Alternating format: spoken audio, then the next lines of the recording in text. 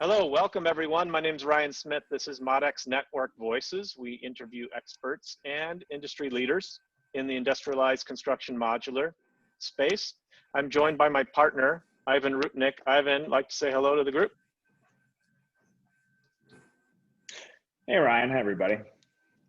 Thanks for joining us again, Ivan. Our guest today is none other than Gary Fleischer. Gary's on the screen now. Gary's been around a long time. We have just had a conversation, 37 years in the construction industry, 20 of those specifically in modular construction. Gary interacts a lot with the Modular Home Builders Association and quite a few of the companies in and around single family, but also more and more so in the multifamily space. He runs a blog he'll talk a little bit about and has been an influencer during that 20 years. And then a most recent venture regarding connecting companies to consultants, and he'll talk about that as well. But with that, Gary, please introduce yourself, tell your story, and we'll have a discussion about how the modular industry has changed in your time being involved.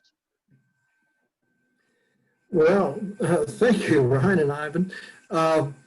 Great to be here. I think it's the first time that I've been interviewed by you. So I started, like you said, about 37 years ago. I started out as a realtor, which was a good background to get into construction. I left that, went to work for a builder.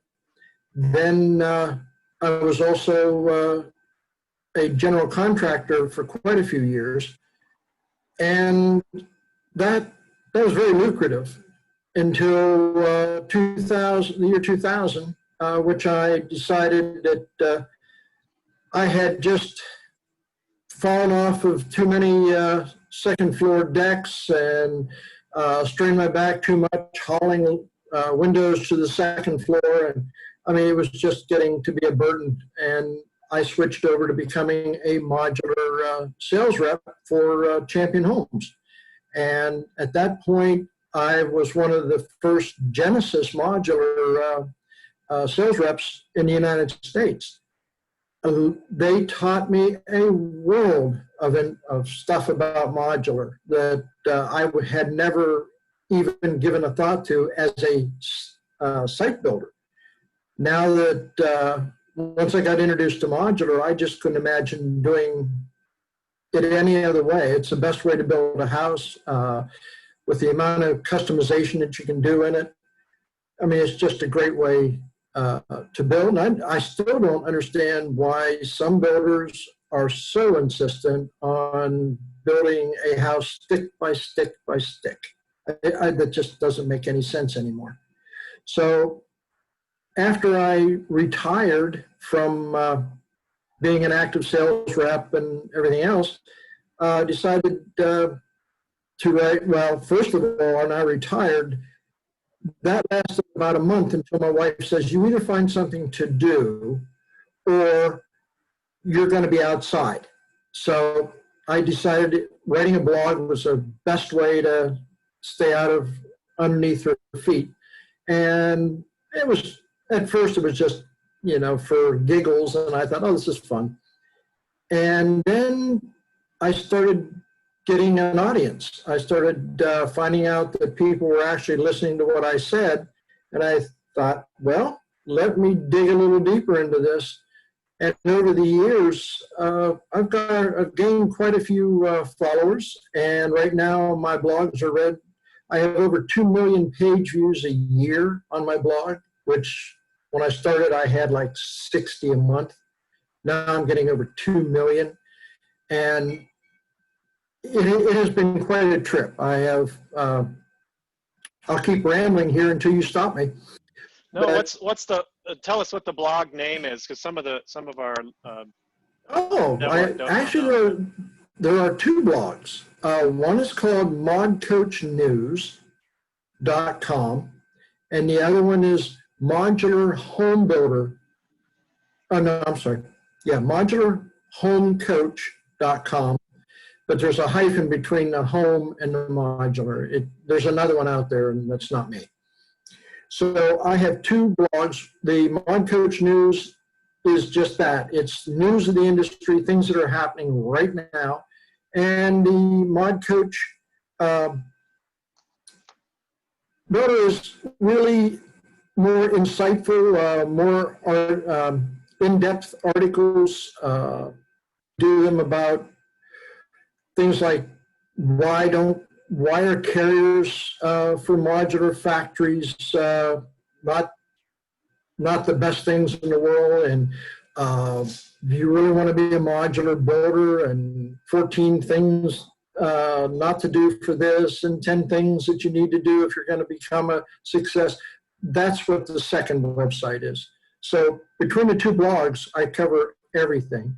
And then 3 times a week, I send out an email newsletter that covers everything.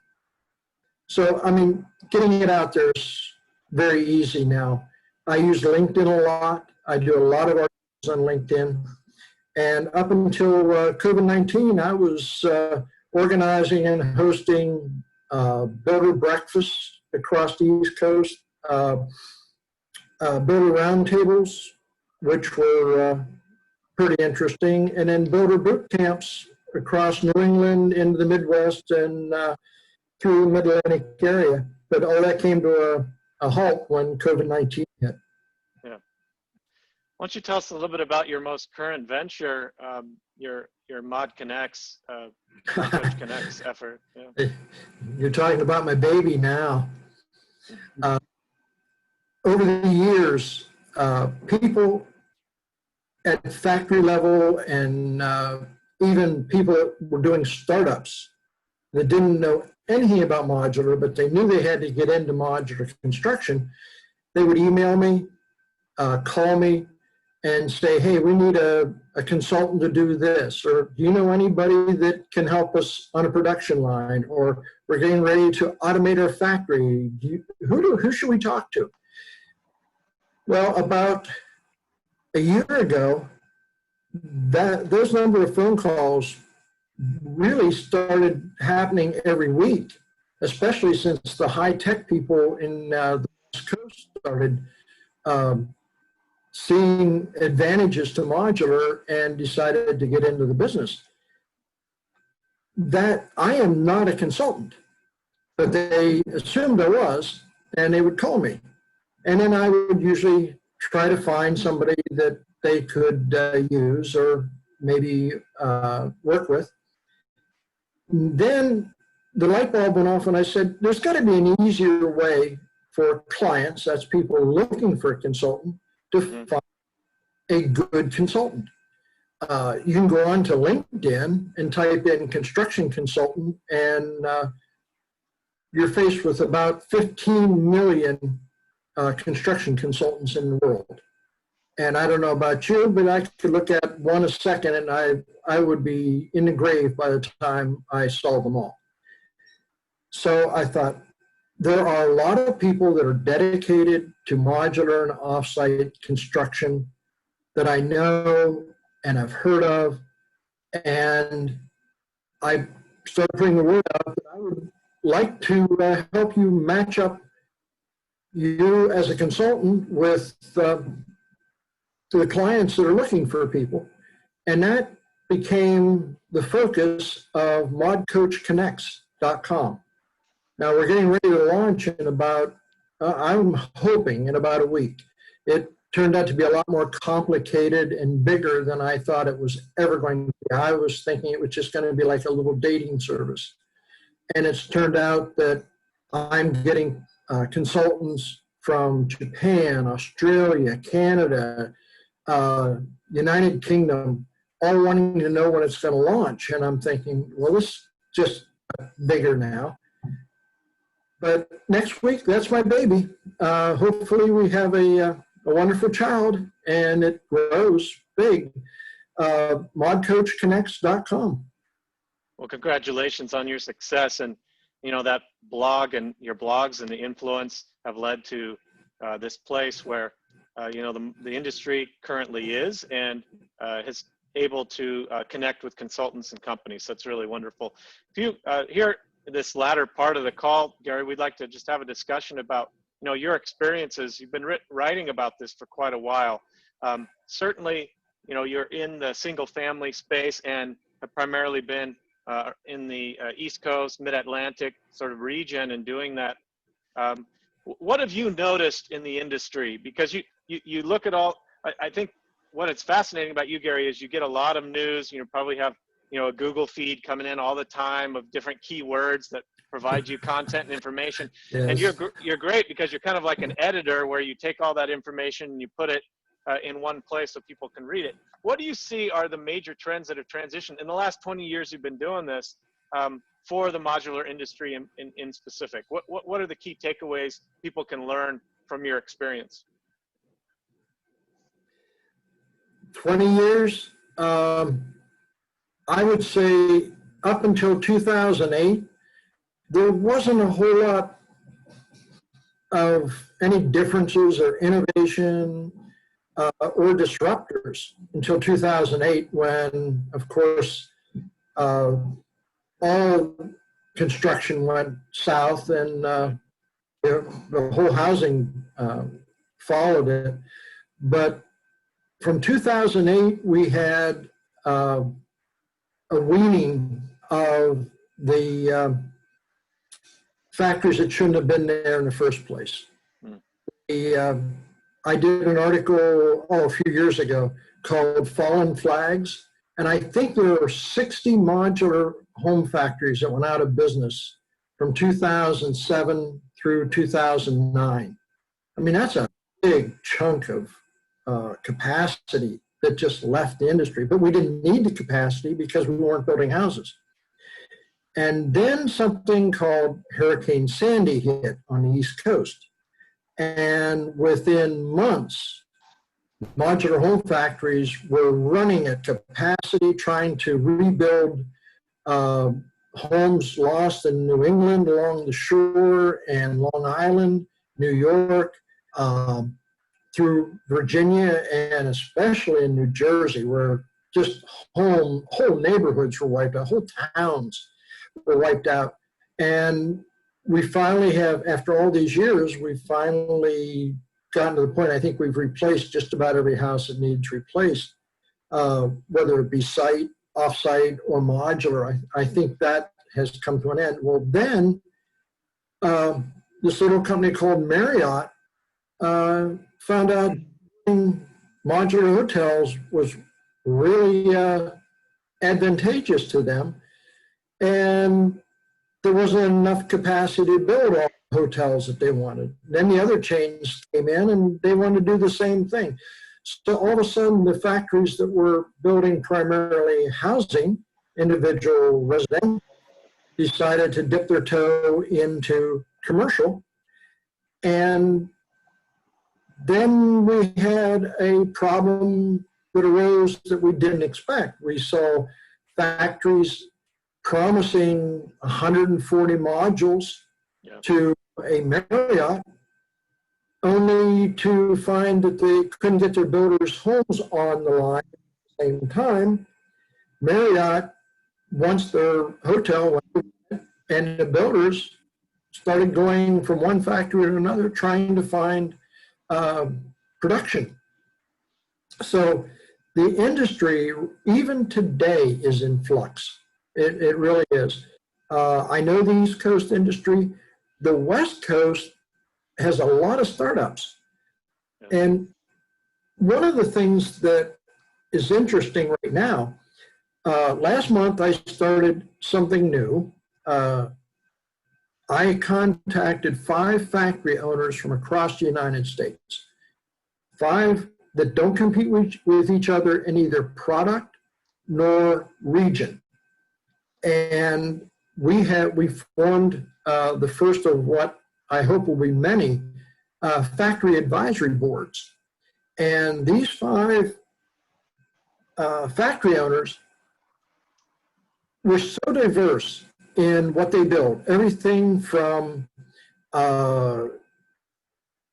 shipping containers to ADUs to tiny houses to a very traditional modular factory and a custom modular factory. None of them competed with each other, and after about the first 20 minutes of introducing ourselves, the problems started coming out. Lumber prices. How do you price a module going through the line that does not have, that isn't wet or a kitchen? Is that pricing different? Is the time frame different going through the line? And when it all boiled down, every single one of them had the same problems. But because they were different in what they built, they all thought, hey, nobody else has my problem. Turns out they do. They all have the same problems. Marketing. How do you explain to a customer that, and their customers are builders and new home buyers, how do you explain to them that the rising prices in lumber and materials are going to affect their home when it finally gets built 4 months from now because their production lines are full? Right. And how do you price product that you won't even buy for 4 months? So that has been a real eye-opener for me. And it has changed my viewpoint of some things in the modular industry. We can do great things in the modular industry, but to be real honest with you, we are a bunch of people that all go to the same church, but we don't share in the singing, and we don't share in the prayers, and we don't share in the discussions. We just show up. And I don't know how else to say it, but that seems to be it. We have two organizations that are dedicated to offsite. One is the MHBA and the other one's ESC. Honestly, I don't know why builders and factories don't clamor to these associations. I mean, why don't they fight to get into it? But they don't. It's basically been the same factories and the same builders for the last 20 years. I just don't understand that. So you've hit That's on a interesting. go ahead, Ivan. Sorry. Go ahead, Ryan. Well, I think we're probably at this point going to say the same things. We spent way too much time together. But one of the things that you brought up, which is interesting, and we thought is the fragmentation of the industry and the bit of a lack of sharing of not just the IP, but even just general problems, even things that wouldn't be a competitive advantage, but are just things that you should be discussing. And I wanted to ask you because we've had the chance to work with both MHBA, but also with MBI, which represents the commercial side of modular. MBI has had a bit more success in increasing their membership than MHBA. What do you think about the division, even those divisions, now that people are doing, the industry is doing both residential and commercial? There are residential firms that are members of MBI. Do you think there's a need for a kind of joining of forces or a way of maybe even at that level exchanging tactics in terms of increasing membership or increasing market share? Well, I really think the MBI is at the right place at the right time. They are bringing in more factories, more experts, doing more than outside of IBS. They have they have the finger on the pulse of commercial modular. Mm-hmm. The residential modular factories to even think about joining MBI, I don't think that'll ever happen. I really, because of cost of membership. No, is it the cost of membership? No, I think it's just the fact that how do I want to say it? It's like baseball teams. The only time they're going to come together is when the union is negotiating something. Other than that, the Cleveland Browns or the Cleveland Indians don't care to talk to the New York Mets. I mean, it just doesn't happen. But Gary, that's a great analogy. And so when we talk about that, Marriott, right? MBI is negotiating with Marriott. Right. But lots of residential manufacturers, modular manufacturers who would like to be doing some Marriotts in addition to their single family lines, they're not at the table, right? So that seems like that's a great example of an opportunity of a value, right? And we're not advocates for, we love MBI, we love MHBA, we love modular, but like that's a great example of a value for that, right? So how do we increase more collective bargaining, to use a baseball analogy? Yeah. Because it seems like that's one of the big, you're doing that. That's what we're trying to do. How do we increase that in the industry so we all get more work? Well, you have to think of the commercial people. A commercial factory cannot take the time to build a single family home. It would slow down their line. It's what the old joke, teaching a pig to sing, it just, okay. We've all heard that one.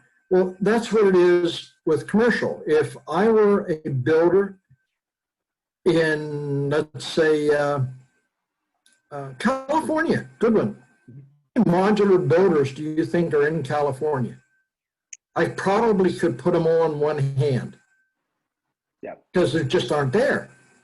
But if I were an affordable housing company developer, there are probably 20 factories that would try to get my business immediately in the West.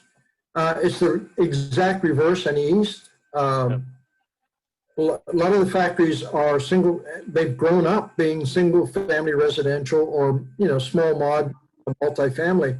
And all of a sudden you throw even a 60 box project on the line. Well, yeah. There's another problem that is rearing its ugly head. And one of the people in my factory advisory board brought it up. And it's what happens when you plan for, let's say, a 60 module run, basically all the same. They're all the same basic room, hotel room, and you're ready to start. You've bought the material, you're ready to go, and all of a sudden the developer calls and says, look, we just hit red tape with zoning. And we got a real problem here. We're going to have to hold this off for 30 days. What do you do as a commercial factory? Well, unless you have your genie in the bottle that you can replace those modules for 30 days with another project, guess what? You're shut down. What do you have to put to the line? Unless you go ahead and build those 60 modules on spec and have them sitting in the yard with everybody in the factory crossing their fingers and toes, hoping that this project didn't go down the tube while they were building the project online. Yeah. Well, that's never happened before. It's happening right now to some factories. Well, we've seen that too. Yeah, it just is. What you're presenting is important, Gary, because I don't think the lay public certainly, and also those who are getting involved in modular currently, trying to get into the industry, whether it's a startup or whether it's a mom and pop, well-funded startup or mom and pop, don't necessarily understand. It is important to distinguish is that a single-family product and a commercial product are different from a number of standpoints. They're both using manufacturing principles, but the rate at which they manufacture, the product platforms, the allocation of labor, the supply chain, and the big one that you just outlined, which is the volume and the ability to be flexible, certainly, and fundamentally the business model that you just described is fundamentally different. And that's important to distinguish. They're both volumetric builders, but they have fundamentally different business models and different business platforms that they run upon. Different clients, different cash flow. It's just a different operation. That's important to distinguish, just as different as a site single family builder might be from a site hospitality builder, the GC. Those general contractors are completely different entities and they do very different kinds of work. So that's good. Thank you for explaining that to us. Well, and then there's the regional differences between modular builders. If you're on the mid-Atlantic up into New England, modular housing, now we're talking modular housing, not commercial at this point, but modular housing is very well accepted. Who's not accepting it are the state governments, which it totally amazes me. About 4 years ago, Maryland enacted some really tough procedures against modular, though they didn't do it against the site builder at the time. And modular housing in Maryland dropped 95% in 1 year. But yet Maryland's within a few hour driving time of most of the modular factories in Pennsylvania. Yep. New York. Sprinklers. Yeah, well, yeah, that was the first one. Now, I'll give you a good example of how modular is discriminated against by a lot of states. In Maryland, I had a builder call me. He said, Gary, he said, they have me putting sprinklers in my modular home. I said, well, welcome to the world. I said, that's what you're going to have to do. He says, I know, but he says, I'm also site building a cabana next to the swimming pool. And he said, I have to put sprinklers in there. I said, why? He said, because it's all covered under the industrialized housing. I have to submit that to industrialized housing too. And the second I do that, they required sprinklers. So now here's a modular builder that is going to site build a 800 square foot cabana with showers and everything. And because he's building modular, which requires sprinkler, he is now required to do sprinklers in the cabana. That is some of the reasons why it's tough to be a modular builder. Yeah. You just, you also have, now I said that was the Mid-Atlantic and the New England. You move to the South, there are fewer true modular factories that you would find in the Pennsylvania, for example. In the South, a lot of them build on frame. They're building on steel frame. Their customization takes longer. They're not used to doing a tremendous amount of customization, so it takes longer. You move to the Midwest and you end up with modular builders and modular factories that build primarily ranch style homes. And a lot of those modular builders have a street lot where they also sell HUD product. Yep. So the Midwest is different. Then you move into the Southwest and you could, I'd be willing to bet you could drive from Houston through Arizona, New Mexico, and not find more than one or two true modular home builders because there's just no factory servicing that area.